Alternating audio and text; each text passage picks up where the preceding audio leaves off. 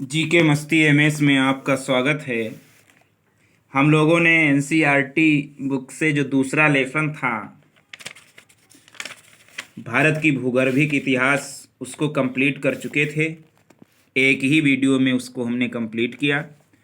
तीसरा जो अध्याय है भारत का भौतिक स्वरूप, आओ इस पर चर्चा करते हैं। इसमें एक दो भाग होंगे इस लेसन के, तो देखते हैं। भारत विभिन्न स्थल आकृतियों वाला एक विशाल देश है। यहाँ हर प्रकार की भू आकृतियाँ पाई जाती हैं, जैसे पर्वत, मैदान, मरुस्थल, पठार तथा द्वीप समूह। भारत का वर्तमान भौतिक स्वरूप तैयार होने में करोड़ों वर्ष लगे हैं। इस लंबी अवधि में भूगर्भिक हलचलों के साथ साथ बाह्य शक्तियों जैसे अपक्षय, अपरदन और निक्षेपण की भी महत्वपूर्ण भूमिका रही है। देश के लगभग 10.7% क्षेत्र पर पर्वत, 18.6% क्षेत्र पर पहाड़ियाँ और 27.7% पर पठार तथा 43% क्षेत्रफल पर मैदानी भाग विस्तृत है। ध्यान दें, 10.7% पर्वत, 18.6% पहाड़ियाँ, 27.7% पठार तथा 43% क्षेत्रफल पर मैदानी भाग का विस्तार है। भारत की मुख्य भूमि के उत्तर में हिमाच्छादित शिखरों, हिमानियों, गहरे गड्ढों एवं विस्तृत घाटियों से लेकर मध्य में गंगा, सिंधु, ब्रह्मपुत्र के विशाल मैदान हैं। पश्चिम में मरुस्थल व दक्षिण में पठारी भाग तथा तटीय मैदान इसकी प्रमुख भू आकृतियाँ हैं। भारत की भू आकृतियाँ उप इकाइयाँ, जैसे पहला भाग है हिमालय पर्वत। अब हिमालय पर्वत के 3 भाग हैं, जैसे पश्चिमी हिमालय, पूर्वी हिमालय और उत्तर पूर्वी हिमालय। ये भू आकृति उप इकाइयाँ हैं। दूसरा भाग है विशाल मैदान। अब दूसरा भाग जो विशाल मैदान है उसके भी भाग हैं। विशाल मैदान में आता है उत्तरी मैदान, पूर्वी मैदान, असम का मैदान, थार का मरुस्थल। मध्यवर्ती उच्च भूमि, मध्यवर्ती उच्च भूमि में उत्तर मध्यवर्ती उच्च भूमि, दक्षिण मध्यवर्ती उच्च भूमि। प्रायद्वीपी पठार, प्रायद्वीपी पठार में उत्तरी दक्कन, दक्षिणी दक्कन, पूर्वी पठार, पश्चिमी पहाड़ियाँ और पूर्वी पहाड़ियाँ। तटीय मैदान में पश्चिमी तटीय मैदान और पूर्वी तटीय मैदान। द्वीप समूह में लक्षद्वीप है और अंडमान व निकोबार द्वीप है। तो ये तो क्षेत्र हैं। ये इसका चित्र देख लीजिएगा, भारत की भू आकृतियाँ, उप इकाइयाँ। देखिए, ये पश्चिमी हिमालय है और ये आपका पूर्वी हिमालय है। ये हिमालय के 2 भाग जो थे, 3 भाग थे, पश्चिमी और पूर्वी, उत्तर पूर्वी हिमालय और उत्तर पूर्वी हिमालय। ये है पूरा सिस्टम। दूसरा हमने भाग बताया था विशाल मैदान। विशाल मैदान में उत्तर मैदान ये यहाँ से यहाँ तक है और पूर्वी मैदान ये यहाँ से यहाँ तक है। असम का मैदान ये है और थार का मरुस्थल ये है। अगला जो हमने भाग बताया था मध्यवर्ती उच्च भूमि, तो मध्यवर्ती उच्च भूमि में 2 भाग थे। एक था उत्तर मध्यवर्ती उच्च भूमि और दूसरा है दक्षिण मध्यवर्ती उच्च भूमि, ये वाले भाग। फिर हमने प्रायद्वीपी पठार में बताया था। प्रायद्वीपी पठार में पहला था उत्तरी दक्कन। तो उत्तरी दक्कन ये है, इतना देख लीजिएगा। दक्षिणी दक्कन में ये आ जाता है और पूर्वी पठार में ये आ जाता है। पश्चिमी पहाड़ियाँ, पश्चिमी पहाड़ियों में ये आ जाता है। यहाँ पे पहाड़ियाँ हैं कुछ पश्चिमी पहाड़ियाँ और पूर्वी पहाड़ियों में यहाँ पर आ जाता है ये। तो ये हो गई पूर्वी पहाड़ियाँ। अगला है तटीय मैदान। तटीय मैदान में पश्चिमी तटीय मैदान और पूर्वी तटीय मैदान। तो पश्चिमी तटीय मैदान ये यहाँ से शुरू होते हैं और पूर्वी तटीय मैदान ये यहाँ से शुरू होते हैं। फिर है द्वीप समूह। द्वीप समूह में एक है लक्षद्वीप और दूसरा है अंडमान द्वीप समूह। तो ये तो है भारत का आकृति, भू आकृतियाँ। अब बारी बारी से इनको देखते हैं। तो ये तो भारत का भौतिक हो गया, इसे आप देख लीजिएगा।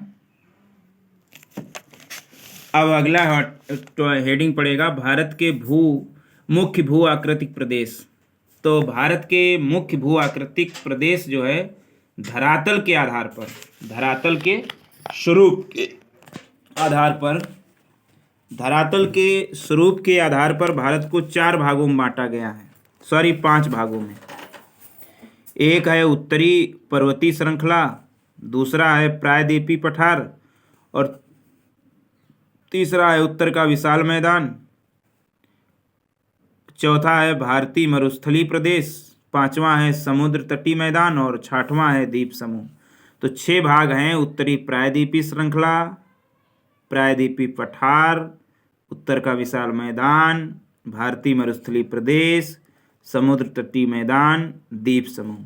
तो पहला जो टॉपिक है, पहला जो आधार है धरातल के स्वरूप के आधार पर, जो पहला प्रदेश है उत्तरी पर्वत श्रृंखला, उसको देखते हैं। लिखा है, यह पर्वतीय भाग महान हिमालय पर्वत श्रृंखला के एक भाग का निर्माण करता है।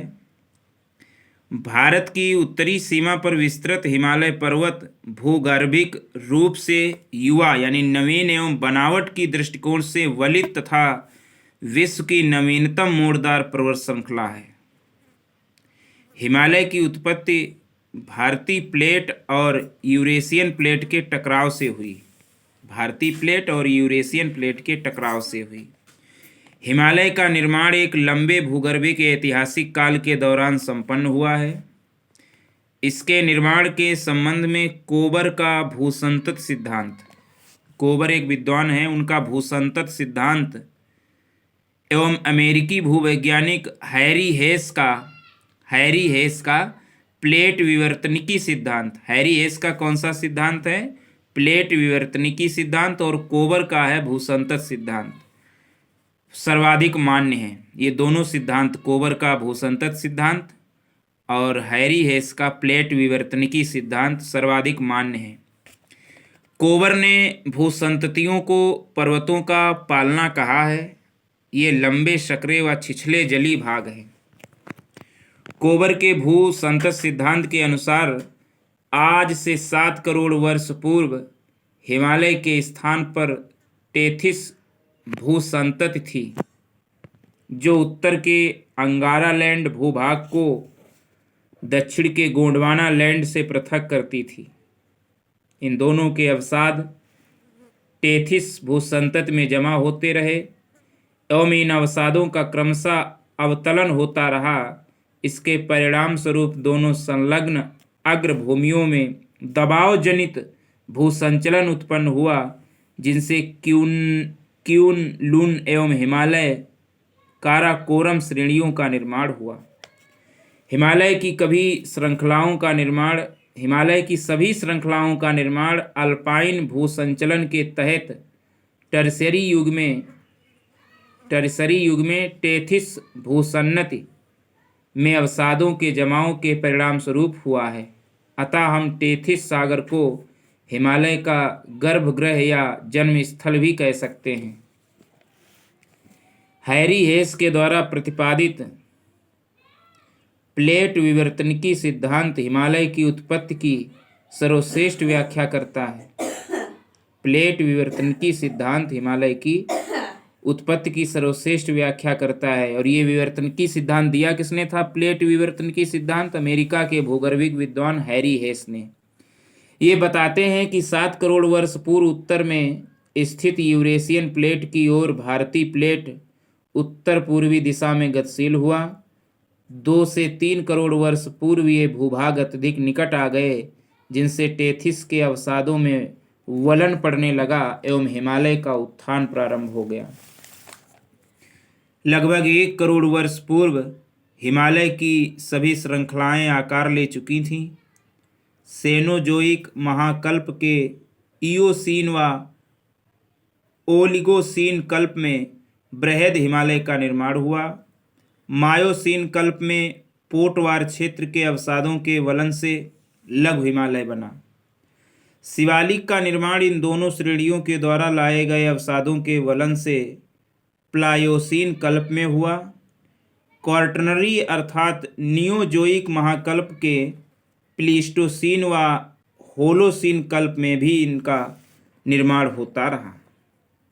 हिमालय वास्तव में अभी भी एक युवा पर्वत है जिसका निर्माण कार्य अभी समाप्त नहीं हुआ है।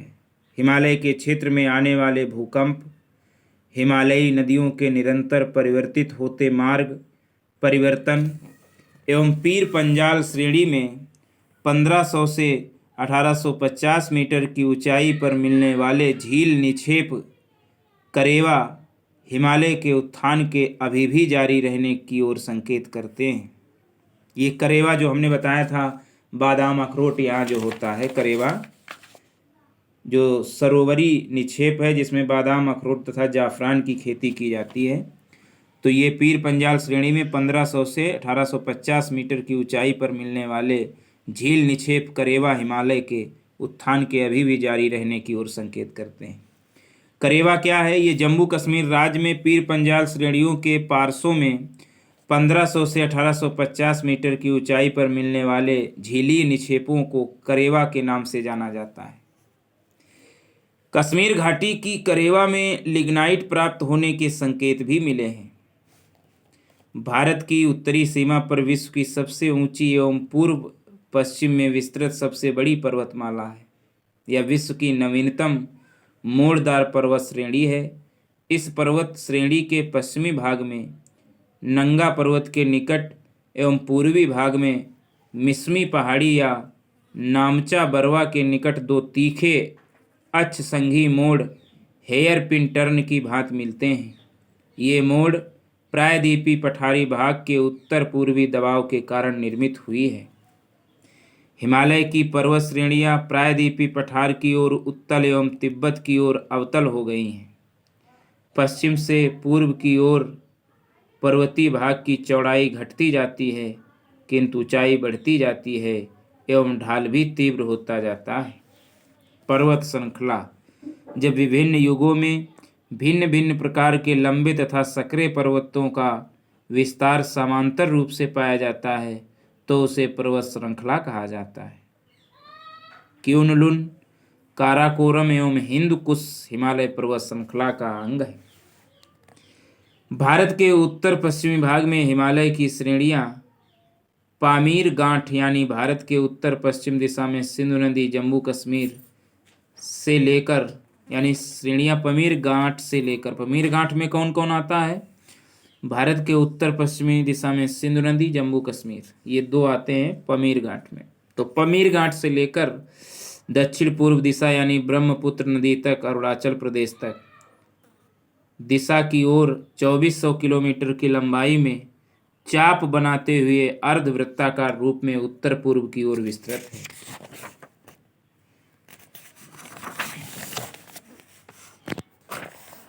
अगला इसी में है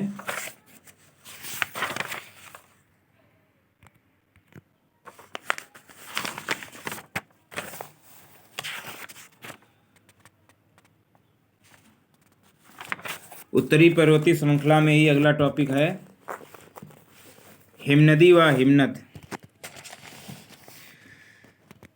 पृथ्वी की सतह पर विशाल आकार की गतिशील बर्फ की राशि को हिमानी या हिमनद कहते हैं, जो अपने भार के कारण पर्वतीय ढालों का अनुसरण करते हुए नीचे की ओर प्रवाहित होती है।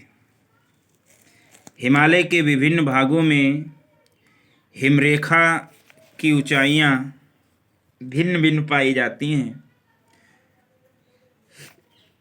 परंतु औसत हिमरेखा की ऊंचाई उत्तरी भाग में 5500 से 6000 मीटर और महान हिमालय के दक्षिणी भाग में 4500 से 6000 मीटर पाई जाती है। अधिकांश हिमनद 4 से 5 किलोमीटर लंबे तथा 1.5 से 4 किलोमीटर चौड़े हैं। इनकी मोटाई भी अधिक होती है। ये प्रतिदिन 8 से 10 सेंटीमीटर से लेकर 30 सेंटीमीटर तक ही फिसल पाते हैं। हिमालय के हिमनदों के पिघलने की गति सर्वाधिक है। गंगा नदी का उद्गम स्थल गंगोत्री ग्लेशियर तेजी से पिघल रहा है। मिलाम हिमनद उत्तराखंड के कुमायूं क्षेत्र में स्थित एक प्रमुख हिमनद है, जिससे शारदा एवं काली नदियों का उद्गम होता है। हिमालय के प्रमुख हिमनद। हिमालय के प्रमुख हिमनद हैं, जैसे पहला हिमनद है सियाचिन, जो काराकोरम में स्थित है, जिसकी लंबाई 76 किलोमीटर है।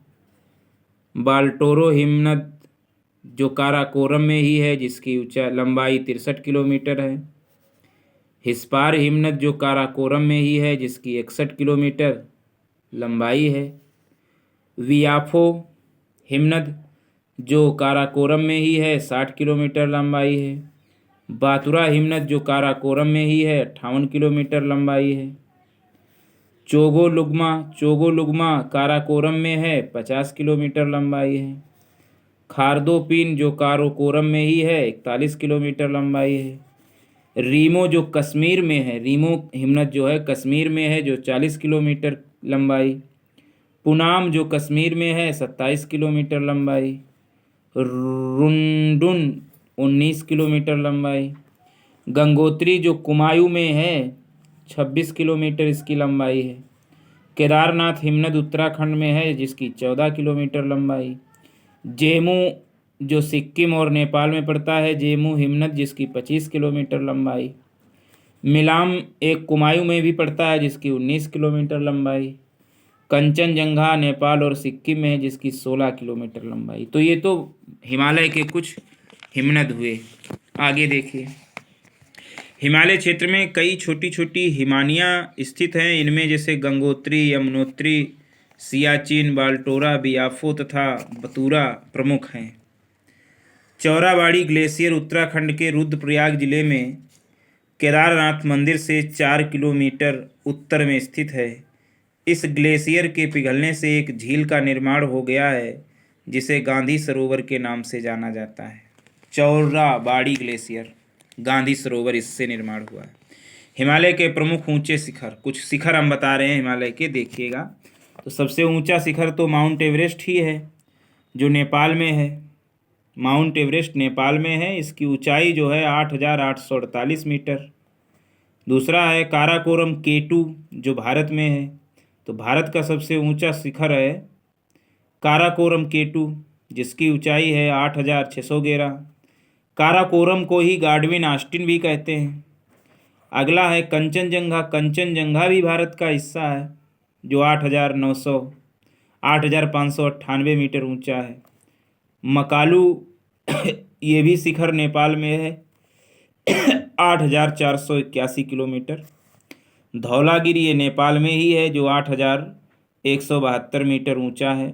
नंगा पर्वत ये भी भारत में है, जो 8,124 मीटर ऊंचा है।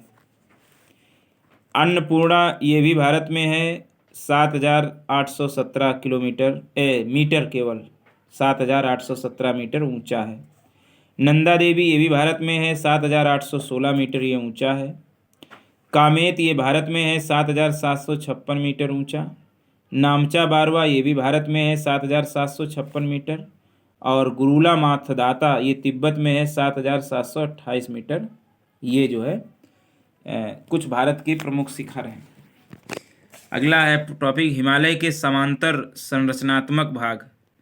तो हिमालय के समांतर संरचनात्मक भाग में 4 भागों में बटे हैं। वलयों की तीव्रता तथा निर्माण आयु के आधार पर 4 भागों में बटे हैं, जैसे ट्रांस हिमालय या तिब्बत का क्षेत्र, दूसरा बृहत हिमालय या महान हिमालय, तीसरा लघु हिमालय या मध्य हिमालय, चौथा बाह्य या उप हिमालय या शिवालिक हिमालय। फिर एक बार देख लिए, ट्रांस हिमालय या तिब्बत का क्षेत्र, बृहत हिमालय या महान हिमालय, लघु हिमालय या मध्य हिमालय, बाह्य या उप हिमालय या शिवालिक हिमालय।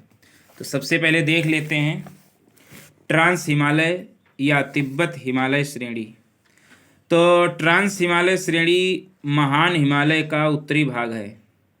इस श्रेणी का निर्माण अवसादी शैलों से हुआ है, जहां टर्शियरी यानी तृतीयक युग से लेकर कैम्ब्रियन युग तक की शैलें पाई जाती हैं। कैम्ब्रियन युग की तक की शैलें पाई जाती हैं। यह श्रेणी सतलज, सिंधु, ब्रह्मपुत्र, सांगपो जैसी पूर्ववर्ती नदियों को जन्म देती है।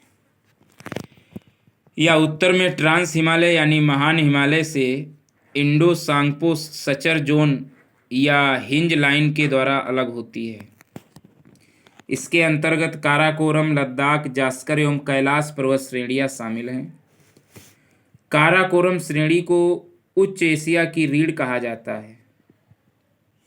इस श्रेणी में भारत की सर्वोच्च पर्वत चोटी K2 या गाडविन ऑस्टिन 8611 मीटर स्थित है। गाडविन ऑस्टिन पर्वत को गौरी नंदा पर्वत के नाम से भी जाना जाता है। देखो 3 नाम हो गए, K2, गाडविन ऑस्टिन, गौरी नंदा पर्वत के नाम से भी जाना जाता है, जिसकी ऊंचाई 8611 मीटर है। भारतीय भूभाग में काराकोरम श्रेणी पाक अधिकृत कश्मीर में स्थित है। सियाचिन यानी 72 किलोमीटर, जो वियाफो 63 किलोमीटर, बालतुरा 62 किलोमीटर तथा हिस्पार 61 किलोमीटर, ये चारों काराकोरम श्रेणी के सबसे बड़े ग्लेशियर जो अभी हमने पीछे बताए थे। विश्व की सर्वाधिक तीव्र ढाल वाली चोटी राकापोसी लद्दाख श्रेणी में स्थित है। विश्व की सर्वाधिक तीव्र ढाल वाली चोटी राकापोसी लद्दाख श्रेणी में स्थित है। काराकोरम श्रेणी पश्चिम में पामीर की गांठ से मिल जाती है, जबकि दक्षिण पूर्व की ओर यह कैलाश श्रेणी के रूप में विस्तृत है। इस श्रेणी के दक्षिण में लद्दाख श्रेणी सिंधु नदी तथा इसकी सहायक शोक नदी के मध्य विभाजक का कार्य करती है। सिंधु नदी जास्कर और लद्दाख श्रेणियों के मध्य बहती है। सिंधु नदी जास्कर और लद्दाख श्रेणियों के मध्य बहती है। सिंधु नदी जो है जास्कर व लद्दाख श्रेणियों के मध्य बहती है, जो बुंजी नामक स्थान पर लद्दाख श्रेणी को काटकर भारत की सबसे गहरी गार्ज का निर्माण करती है। सिंधु नदी जो है जो जास्कर और लद्दाख श्रेणियों के मध्य बहती है, जो बुंजी नामक स्थान पर लद्दाख श्रेणी को काटकर बहती बीचों बीच में, फिर लद्दाख श्रेणी को काटकर भारत की सबसे गहरी गार्ज यानी 5200 मीटर गहरी गार्ज का निर्माण करती है। घाटी क्या होती है? 2 या अधिक पहाड़ों के बीच के समतल मैदान को घाटी कहते हैं। भूगोल में नदियों के उपजाऊ मैदान को भी उस नदी की घाटी कहते हैं। भारत की प्रमुख घाटियाँ देख लीजिए। भारत का प्रमुख घाटियाँ, पहली घाटी है चुम्बी घाटी। चुम्बी घाटी ये जो है चुम्बी, भारमौर, डलहौजी एवं खंजियार प्रमुख पर्यटक स्थल इसी घाटी में स्थित हैं। दूसरी घाटी है कांगड़ा घाटी। कांगड़ा घाटी में प्रमुख सांस्कृतिक एवं पर्यटन स्थल धर्मशाला इसी घाटी में स्थित है। तीसरी है मालना घाटी। यह हिमालय प्रदेश में छोटा यूनान के रूप में प्रसिद्ध है। मालना घाटी जो है हिमाचल प्रदेश में छोटा यूनान के रूप में प्रसिद्ध है। चौथी घाटी है स्पीति घाटी। यह बौद्धों का प्रसिद्ध ताबो मठ इसी घाटी में स्थित है। बौद्धों का प्रसिद्ध ताबो मठ इसी घाटी में, किसमें? स्पीति घाटी में। पांगी घाटी पंगवाल और भोटिया जनजातियों का आवास क्षेत्र पांगी घाटी है। कुल्लू घाटी धौलाधर एवं पीर पंजाल श्रेणियों के मध्य अवस्थित है, जिसे देवताओं की घाटी भी कहा जाता है। सांगला घाटी हिमाचल प्रदेश में स्थित है। इसे बास्पा घाटी के नाम से भी जाना जाता है। यह चारों ओर से पर्वतीय चोटियों से घिरी हुई है। पार्वती घाटी हिमाचल प्रदेश के कुल्लू में स्थित यह घाटी हिंदू सिख तीर्थ यात्रियों के मणिकर्ण शहर जाने के लिए मार्ग प्रदान करता है। गर्म जल के स्रोत होने के कारण यहाँ अनुसंधान हेतु भूतापीय ऊर्जा संयंत्र की भी स्थापना की गई है पार्वती घाटी में। अगला है किन्नौर घाटी। किन्नौर घाटी हिमाचल प्रदेश के उत्तर पूर्वी भाग में स्थित है, जो तिब्बत की सीमा के समीप है। यह हिमाचल प्रदेश के अंतिम गांव चिटकुल का मार्ग प्रदान करता है। अंतिम गांव चिटकुल का मार्ग जो है प्रदान करता है। मरखा घाटी लद्दाख यानी जम्मू कश्मीर की प्रसिद्ध घाटी है। अगली है जूकू घाटी नागालैंड में कोहिमा से लगभग 30 किलोमीटर की दूरी पर स्थित है। यूथांग घाटी सिक्किम राज्य में गंगटोक से लगभग 149 किलोमीटर की दूरी पर स्थित है। इस घाटी को हॉट स्प्रिंग के नाम से भी जाना जाता है। शांत घाटी या केरल राज्य के पलक्कड़ यानी पालघाट जिले में पश्चिमी घाट की नीलगिरी पहाड़ियों में स्थित है। तो ये तो कुछ प्रसिद्ध घाटियां थी। अब जो तीव्रता और वलय के आधार पर दूसरा जो प्रकार था हिमालय का, वो था बृहत, मुख्य, महान, आंतरिक, हिमाद्री। बृहत या मुख्य या महान या आंतरिक या हिमाद्री हिमालय। तो यह हिमालय की सर्वाधिक सतत व ऊंची श्रृंखला है। इसमें 6000 मीटर की औसत ऊंचाई वाले 6000 मीटर की औसत ऊंचाई वाले सर्वाधिक ऊंचे शिखर पाए जाते हैं। इसमें हिमालय के सभी मुख्य शिखर हैं। इसकी चौड़ाई 120 से 190 किलोमीटर तक है। महान हिमालय के वलय की प्रकृति असमित है, जो मुख्यतः रवेदार अग्नेय अथवा कायांतरिक शिलाओं जैसे ग्रेनाइट शिस्ट से निर्मित है। यह श्रृंखला सदैव बर्फ से ढकी रहती है तथा इसमें से बहुत सी हिमानियों का प्रवाह होता है। बृहत हिमालय श्रृंखला, जिसे केंद्रीय अक्षीय श्रेणी भी कहा जाता है, सिंध नदी के गार्ज से अरुणाचल प्रदेश में ब्रह्मपुत्र नदी के मोड़ तक फैली है। इस श्रेणी की ढाल उत्तर की ओर जैसे सिंधु सांगपो नदी की ओर मंद है, किंतु दक्षिण की ओर तीव्र है। विश्व के प्रायः सभी सर्वोच्च शिखर इसी श्रेणी में स्थित है। इनमें एवरेस्ट, जिसकी ऊंचाई 8848 मीटर, कंचनजंगा, जिसकी ऊंचाई 8558 मीटर, नंगा पर्वत, नंदा देवी, कामेत व नामचा वारवा आदि इसके महत्वपूर्ण शिखर हैं। किसके? बृहत या हिमाद्री या आंतरिक या महान या मुख्य हिमालय के। माउंट एवरेस्ट को नेपाल में सागर माथा के नाम से भी जाना जाता है। विश्व की सर्वोच्च चोटी माउंट एवरेस्ट 8848 मीटर ऊंची है। इस श्रेणी में स्थित है। किसमें? बृहत, मुख्य, महान, आंतरिक और हिमाद्री हिमालय में स्थित है। बछेंद्री पाल भारत की पहली महिला है जिन्होंने वर्ष 1984 में माउंट एवरेस्ट शिखर पर चढ़ने में सफलता प्राप्त की थी। तीसरा जो प्रकार हमने बताया था हिमालय का, वो निम्न, लघु, मध्य हिमाचल हिमालय है। तो देखिएगा इसकी क्या विशेषता है। देखिए, बृहत हिमालय लघु हिमालय से मेन सेंट्रल थ्रस्ट द्वारा अलग होती है। हिमाद्री हिमालय के समांतर दक्षिण में स्थित श्रृंखला सबसे अधिक असमान है, जो हिमाचल या निम्न हिमालय यानी महाभारत श्रेणी के नाम से भी जानी जाती है। हिमाचल या निम्न हिमालय के नाम से जानी जाती है। यह हिमालय की सबसे कटी छटी श्रृंखला है। इन श्रृंखलाओं का निर्माण मुख्यतः अत्यधिक संपीड़ित तथा परिवर्तित शैलों से हुआ है। इनकी ऊंचाई 3700 मीटर से 4500 मीटर के बीच तथा औसत चौड़ाई 50 किलोमीटर है। यहाँ की कुछ चोटियाँ 5000 मीटर से भी ऊंची हैं तथा नदियाँ 1000 मीटर तक गहरे गार्ज यानी महाखड्ड से होकर बहती हैं। शीत ऋतु में इस क्षेत्र में 3 से 4 महीनों तक बर्फ गिरती है, जबकि ग्रीष्म ऋतु में यहाँ का मौसम शीतल और स्वस्थवर्धक होता है। पीर पंजाल, धौलाधर, नागटिब्बा तथा महाभारत इस भाग की प्रमुख पर्वत श्रृंखलाएं हैं।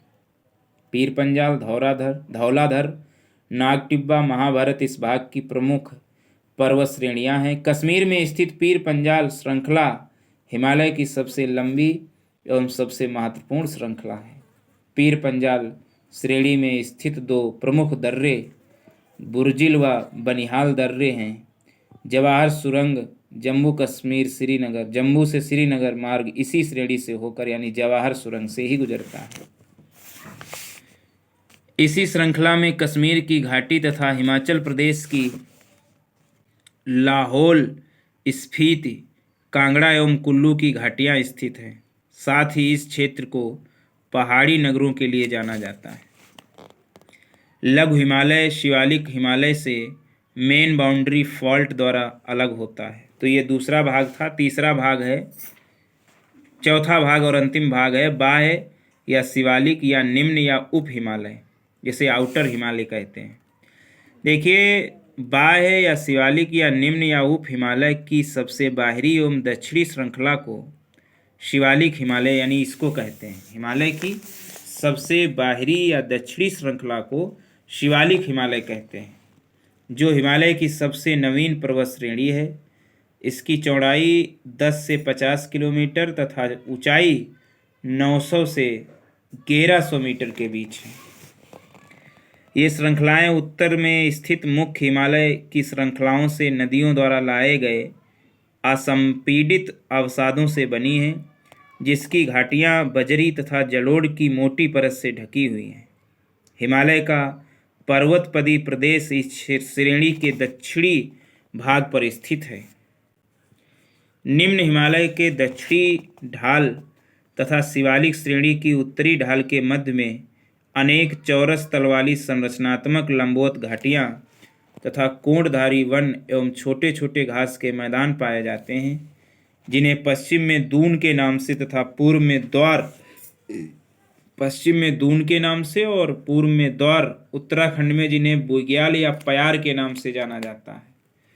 और प्रसिद्ध कुछ दून हैं, जैसे प्रसिद्ध दून जो हैं वो जैसे देहरादून है, कोटली दून है, पाटली दून है, और द्वार में जैसे उत्तराखंड में हरिद्वार, ये दून है। दून कहते किसे हैं? निम्न हिमालय के दक्षिणी ढाल तथा शिवालिक श्रेणी की उत्तरी ढाल के मध्य में अनेक चौरस तल वाली संरचनात्मक लंबवत घाटियां तथा कोणधारी वन एवं छोटे छोटे घास के मैदान पाए जाते हैं। इन्हें ही दून या द्वार कहते हैं। तो खेती की अच्छी संभावना के कारण घाटियों के समीप लोगों का सघन बसाव है। शिवालिक हिमालय के निचले भाग का तराई कहते हैं। शिवालिक हिमालय के निचले भाग को तराई कहते हैं। यह दलदली और वनाच्छादित प्रदेश हैं।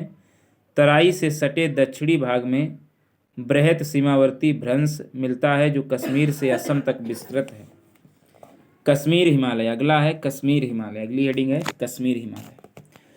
देखिए, सतलज एवं सिंधु के बीच स्थित हिमालय के भाग को, सतलज और सिंध के बीच स्थित हिमालय के भाग को कश्मीर या पंजाब हिमालय के नाम से जाना जाता है, जो 500 किलोमीटर की लंबाई में विस्तृत है। यहाँ हिमालय क्रमिक रूप से ऊंचाई प्राप्त करता है। हिमालय की चौड़ाई यहाँ सर्वाधिक है, जो 250 से 400 किलोमीटर चौड़े क्षेत्र में विस्तृत है। यह कश्मीर व हिमाचल प्रदेश राज्यों में फैला है। इसके अंतर्गत जास्कर, लद्दाख, काराकोरम, पीर पंजाल, धौलाधर श्रेणी सम्मिलित है। शिमला धौलाधर श्रेणी में स्थित है। दक्षिण एशिया की महत्वपूर्ण हिमानियाँ बलतोरा और सियाचिन इसी प्रदेश में स्थित है। दक्षिणी एशिया की महत्वपूर्ण हिमानियाँ बलतोरा या सियाचिन इसी प्रदेश में स्थित हैं। मीठे पानी की महत्वपूर्ण झीलें जैसे डल और वूलर तथा खारे पानी की झीलें पांगोंग, तोसो और सो मोरारी झीलें इसी क्षेत्र में हैं। किसमें? कश्मीर हिमालय में ही। वूलर और डल झील ये मीठे पानी की हैं, और खारे पानी की पांगोस, तोसो और सो मोरारी झीलें। कश्मीर हिमालय करेवा झीली निक्षेपों के लिए भी प्रसिद्ध है, जहाँ जाफरान की खेती होती है। तो ये हिमालय का वर्गीकरण है, देख लो। ये पंजाब हिमालय सिंध और सतलज नदी के बीच में, ये कुमायूं हिमालय गंगा और यमुना के बीच में, नेपाल हिमालय घाघरा और तीस्ता नदी, असम हिमालय जिसमें ब्रह्म। कुमायूं हिमालय क्या है? अगला हिमालय है कुमायूं हिमालय। देखिए, सतलज और काली नदियों के बीच स्थित हिमालय के भाग को कुमायूं हिमालय के नाम से भी जाना जाता है। यह उत्तराखंड राज्य में 320 किलोमीटर की लंबाई में विस्तृत है। कितनी? 320 किलोमीटर की लंबाई में विस्तृत है। इसकी सबसे ऊंची चोटी नंदा देवी, जिसकी ऊंचाई 7,817 मीटर है। यह भारत की तीसरी सर्वोच्च चोटी है, जो उत्तराखंड राज्य में स्थित है। इसके पश्चिम भाग को गढ़वाल, यानी जो कुमायूं हिमालय है, इसके पश्चिमी भाग को गढ़वाल हिमालय एवं पूर्वी भाग को कुमायूं हिमालय के नाम से जाना जाता है। कुमायूं हिमालय पंजाब हिमालय की अपेक्षा अधिक ऊंचा है। कुमायूं हिमालय पंजाब हिमालय की अपेक्षा अधिक ऊंचा है। बद्रीनाथ, केदारनाथ, त्रिशूल, माना, गंगोत्री, नंदा देवी, कामेत आदि यहाँ की प्रमुख चोटियाँ हैं। गंगा और यमुना नदियों का उद्गम स्थान क्रमशः गंगोत्री तथा यमुनोत्री यहीं स्थित है। इसी क्षेत्र में नैनीताल के निकट नैनीताल, भूमिताल तथा 7 ताल झीलें स्थित हैं।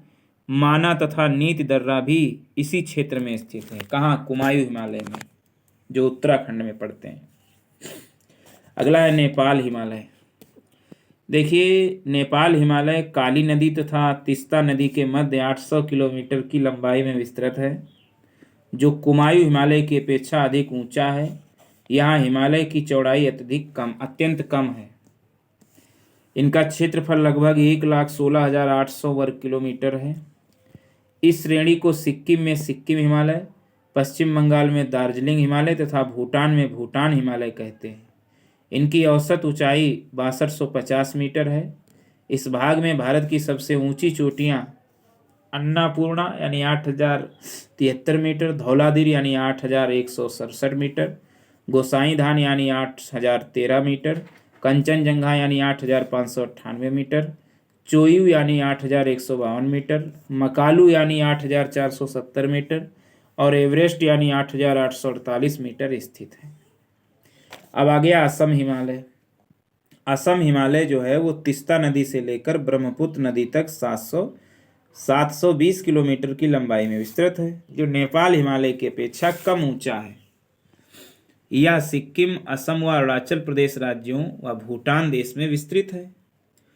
कुल्लू, कांगड़ा, चोमलहारी, काबस, जांग सांगला, पौहनी, नामचा, बरवा आदि यहाँ की प्रमुख चोटियाँ हैं। कुल्लू, कांगड़ा, चोमलहारी, काबस, जांग सांगला, पौहनी, नामचा आदि यहाँ की प्रमुख चोटियाँ हैं, जबकि दिबांग, दिहांग, लोहित, ब्रह्मपुत्र आदि प्रमुख नदियाँ हैं। दिबांग, लोहित, ब्रह्मपुत्र। हिमालय की सबसे पूर्वी चोटी नामचा बरवा जिसकी ऊंचाई 7756 मीटर है, जो अरुणाचल प्रदेश तिब्बत की सीमा पर स्थित है, यही है। जेलेपला, बुमला, सेला, तेगा, यांगाप, कांगड़ा, कारपोला आदि इस क्षेत्र में प्रमुख दर्रे हैं।